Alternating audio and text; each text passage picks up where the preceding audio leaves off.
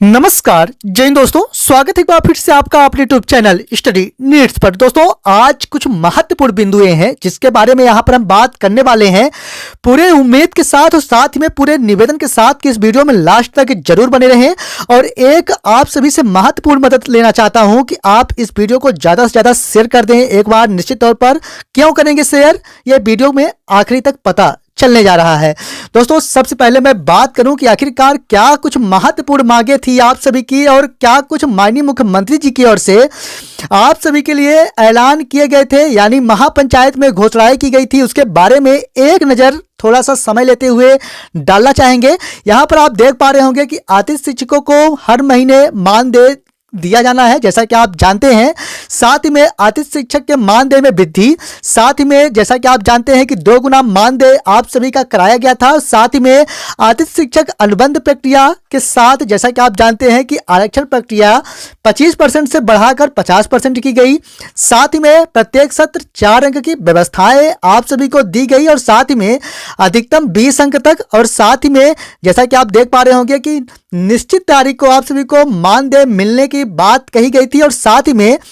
पात्रता परीक्षा लेकर आतिथ्य शिक्षकों को नियमित करने की दिशा में योजना बनाई जाएगी। अब बात आती है कि आखिरकार महापंचायत में हुई घोषणाओं या ऐलानों के बारे में कौन सी मांगे हैं जो आज दिनांक तक पूरी हो चुकी है या जिसके बारे में आदेश जारी हो चुके हैं। तो पूरे उम्मीद के साथ कह सकते हैं कि अभी तक आप सभी के लिए सिर्फ एक ही आदेश जारी हुए हैं, यानी आप सभी के मानदेय वृद्धि संबंधी। अगर मैं बात करूं कि आपके भविष्य सुरक्षित संबंधी, यानी कि आपको अब बाहर न किया जाए, या फिर आप सभी को आरक्षण संबंधी, या फिर आपको प्रत्येक सत्र 4 अंक संबंधी, या अनुबंध संबंधी, या फिर पात्रता परीक्षा लेकर आप सभी को नियमित करने की दिशा के लिए जो बात कही गई थी उससे संबंधित, तो यहां पर निश्चित तौर पर कह सकते हैं कि आज दिनांक तक किसके लिए आदेश जारी नहीं किए गए हैं। अगर मैं कुछ स्लाइडों के साथ और आपसे बात करूं तो यहां पर आप देख पा रहे होंगे कि एक आदेश 3/10/2023 की स्थिति में जारी किए गए थे और इस पर बताया गया था कि नियमित शिक्षकों के आ जाने के उपरांत आतिथ्य शिक्षकों को कार्य मुक्त किए जाने हेतु, और जैसा कि आप जानते हैं कि यह आदेश 3/10/2023 की स्थिति में जारी किया गया था। और निश्चित तौर पर कह सकते हैं कि अगर अनुबंध प्रक्रिया पर कोई विचार होता तो निश्चित तौर पर अब तक आदेश जारी किए जा चुके होते,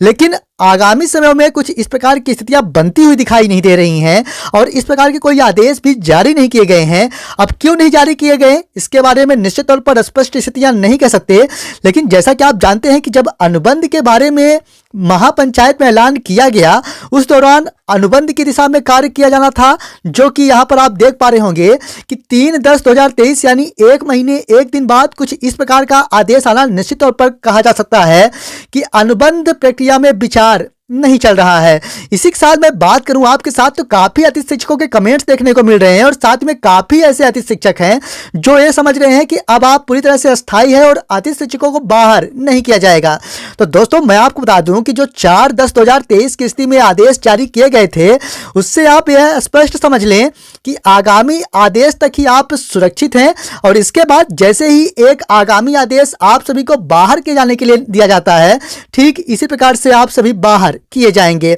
जैसा कि यहां पर स्थितियां बनती हुई दिखाई दे रही हैं। तो कहना यह है कि 4/10/2023 की स्थितियों के अनुसार, यानी इस आदेश के अनुसार आप सुरक्षित नहीं हुए हैं, आप कुछ दिनों के लिए मात्र सुरक्षित हुए हैं जब तक कि आगामी आदेश जारी नहीं किए जाते अथवा इस आदेश को निरस्त नहीं किए जाते। काफी ऐसे अतिथि शिक्षक हैं जो यह समझ बैठे हैं कि आप अस्थायी हो चुके हैं और अब कार्य मुक्त नहीं किया जाएगा, लेकिन आप शब्दों को समझे। यहां पर लिखा है कि आगामी आदेश तक आप सभी को कार्य मुक्त नहीं किया जाएगा, जबकि आपके स्थान पर कोई नियमित शिक्षक आ रहे हैं, लेकिन इस पर एक स्पष्ट स्थितियां बनती हुई दिखाई दे रही हैं कि यह 3/10/2023 के आदेश को स्पष्ट कर रहा है और इसके बाद जब आदेश जारी किए जाएंगे तो आपको कार्य मुक्त कर दिया जाएगा। तो यहां पर कहना यह है कि इस प्रकार के आदेश जारी करना एक अलग बात है और नियमबद्ध आदेश जारी करना ये नियम को दर्शाता है। और यहाँ पर नियमबद्ध आदेश जारी नहीं किए गए हैं, बल्कि एक टेम्परेरी आदेश जारी किया गया है और जिस पर बताया गया है कि आगामी आदेश तक ही मात्र आपको कार्यमुक्त नहीं किया जाना है। इसके बाद आगामी आदेश जैसे ही जारी किए जाते हैं तो इस आदेश को निरस्त करते हुए आप सभी को कार्यमुक्त कर दिया जाएगा। तो कहना यह है कि अभी आपके भविष्य को सुरक्षित नहीं किया गया है। आप इस प्रकार से बिल्कुल न समझें कि आप सुरक्षित हो चुके हैं, क्योंकि काफी ऐसे अतिथि शिक्षक हैं जो लगातार कमेंट्स के माध्यम से कह रहे हैं कि आप सुरक्षित हो चुके हैं। लेकिन मैं आपको बता दूं कि यहां पर सिर्फ और सिर्फ आगामी आदेश तक ही आप सुरक्षित हैं। इसके बाद से आप सभी के लिए एक नया आदेश जारी किया जाएगा और जिस पर कार्यमुक्त किए जाने के लिए वर्णित रहेगा। इसी के साथ मैं कुछ और बिंदुओं के साथ आपके साथ बात करूं तो जैसा कि आप देख पा रहे होंगे कि माननीय मुख्यमंत्री जी के फटकार के बाद बैकफुट पर आया डीपीआई कुछ इस प्रकार की अपडेट्स देखने को मिली है। और जैसा कि आप जानते हैं कि आपके लिए आगामी आदेश तक कार्यमुक्त न किए जाने के लिए आदेश जारी किए गए हैं। अब बात आती है कि आखिरकार आगामी आदेश तक अगर कार्यमुक्त न किए जाने के लिए आदेश जारी कर दिए गए हैं तो अनुबंध के लिए जो आदेश है वह क्यों जारी नहीं किए जा रहे हैं, क्योंकि जैसा कि आप जानते हैं कि आज 7 अक्टूबर है और अब तक निश्चित तौर पर कह सकते हैं कि अनुबंध जैसे सभी जो मांगे हैं या जो घोषणाएं हैं उसके लिए आदेश जारी कर दिए जाने थे, यानी 50% आरक्षण, साथ ही में प्रत्येक सत्र 4 अंक और साथ में अनुबंध। तो ये जो बड़ी चीजें आपको दी जानी थी उसके बारे में एक भी आदेश जारी नहीं किए गए, तो निश्चित तौर पर कह सकते हैं कि स्थितियां स्पष्ट नहीं हो रही हैं। इसी के साथ मैं बात करूं आपके साथ कि यहां पर आप देख पा रहे होंगे कि शिक्षा विभाग ने उड़ाई मुख्यमंत्री के घोषणा की धज्जियां। कुछ इस प्रकार की अपडेट्स देखने को मिली हैं। तो कहना यह है कि आगामी आदेश एक अस्थायी प्रक्रिया है जिसे आपके लिए राहत दी गई है और जैसे ही आगामी आदेश जारी कर दिए जाते हैं तो आपको बाहर किया जा सकता है। अगर प्रक्रियाबद्ध आदेश जारी किए जाते हैं तो उस पर आपको स्थायित्व मिल सकता है, लेकिन इस प्रकार के आदेश से आपका कोई स्थायित्व नहीं मिलता। तो यहाँ भी आप स्पष्ट हुए होंगे। तो कहना यह है कि जो महत्वपूर्ण घोषणाएं हुई थी उन सभी में से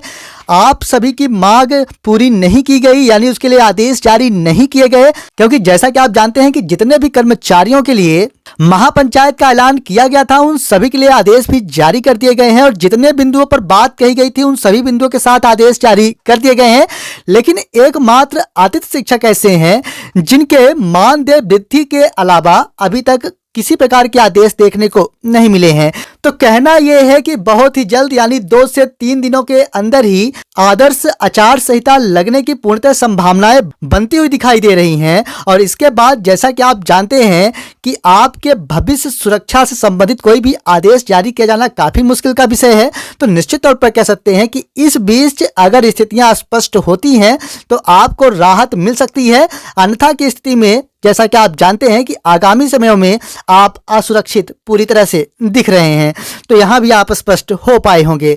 और जैसा कि आप जानते हैं कि अलग अलग जिलों से लगातार अतिथि शिक्षक परेशान हैं अपने भविष्य को लेकर और अलग अलग जगहों से ज्ञापन दिए जा रहे हैं, अलग अलग जगहों से मांगे पूरी किए जाने के लिए लगातार प्रयासरत हैं। लेकिन आज दिनांक तक कुछ इस प्रकार की कोई अपडेट्स देखने को नहीं मिल रही है। तो निश्चित तौर पर कह सकते हैं कि यह काफ़ी चिंता का विषय है और आगामी समयों में जैसा कि आप जानते हैं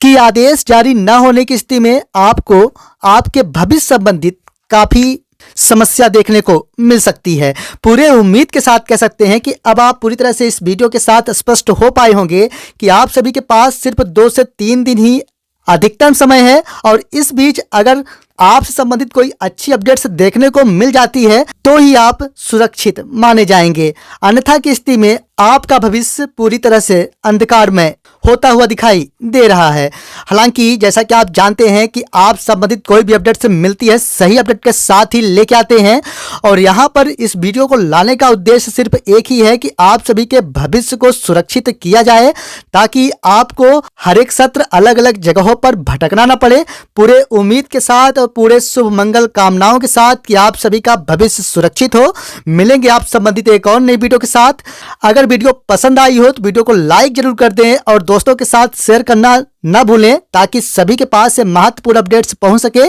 आज इस वीडियो में यहीं तक, तब तक के लिए धन्यवाद।